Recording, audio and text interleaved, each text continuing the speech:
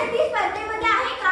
आजच्या विद्यार्थ्याच्या आयुष्यात गुणांच्या वादळात हरवलेला ज्ञानाचा शांत सागर कधी शोधायचा? आपण शिकतोय की फक्त लिहिण्यापुरतं रटतोय? हा प्रश्न प्रत्येक विद्यार्थ्याने स्वतःलाच विचारायला हवा. कारण आजच्या शिक्षण व्यवस्थेमुळे विद्यार्थ्याच्या आयुष्यात फक्त परीक्षेचं महत्त्व वाढलंय आणि ज्ञानाचा खरा उद्देश हरवत चाललाय.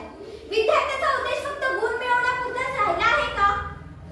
शिक्षण ही एक अनुभवातून शिकण्याची प्रक्रिया आहे, फक्त पाठांतर करून गुण मिळवण्याचं साधन नाही. आजचा विद्यार्थी खरोखर ज्ञानार्थी आहे का की फक्त परीक्षार्थी? हा आजचा ज्वलंत प्रश्न आहे. म्हणूनच मी आज आपल्या सर्वांसमोर विषय मांडत आहे, आजचा विद्यार्थी ज्ञानार्थी की परीक्षार्थी. स्वामी विवेकानंद म्हणतात, शरीर, मन आणि आत्मा यांच्यातील सुप्त गुणांचा विकास म्हणजे शिक्षण. त्यांनी केवळ पुस्तकी ज्ञानाला महत्त्व दिलं नाही, त्यांनी आयुष्याकडून मिळणाऱ्या शिकवणीला प्राधान्य दिलं. त्यांनी आयुष्याकडून शिकवणीला प्राधान्य दिलं आणि त्या ज्ञानाचा उपयोग मानवजातीच्या उन्नतीसाठी केला. दुसरीकडे आपण आजच्या शिक्षण पद्धतीकडे पाहिलं तर ती केवळ विद्यार्थ्यांना परीक्षार्थी बनवते.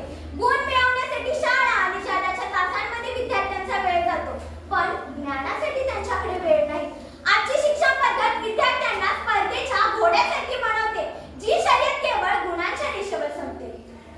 थॉमस एडिसनला शाळेतून नालायक ठरवून काढून टाकण्यात आलं होतं, पण त्याच्या आईने त्याला घरी शिक्षित केलं. विचार करा, जर तो फक्त परीक्षार्थी असता तर जगासाठी हा शोध कधीच लागला नसता.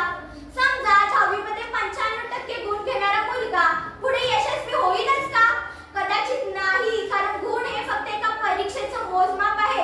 आयुष्यात येणाऱ्या चढ उतारांचा सामना करण्यासाठी कौशल्य, आत्मविश्वास आणि वास्तव समजण्याची गरज आहे, जी केवळ ज्ञानातून समजते, गुणांमधून नाही.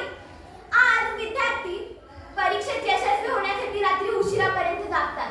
काही जण ताणतणावामुळे नैराश्याला जातात. वास्तव उदाहरण घ्या. नुकत्याच झालेल्या सर्वेक्षणानुसार भारतात दरवर्षी हजारो विद्यार्थी परीक्षेतील अपयशामुळे आत्महत्या करतात. हे ऐकून मन सुन्न होतं. आपण विद्यार्थ्यांना शिकवतो कसं उत्तम यश मिळवायचं, पण कधी शिकवलं आहे का अपयश कसं स्वीकारायचं?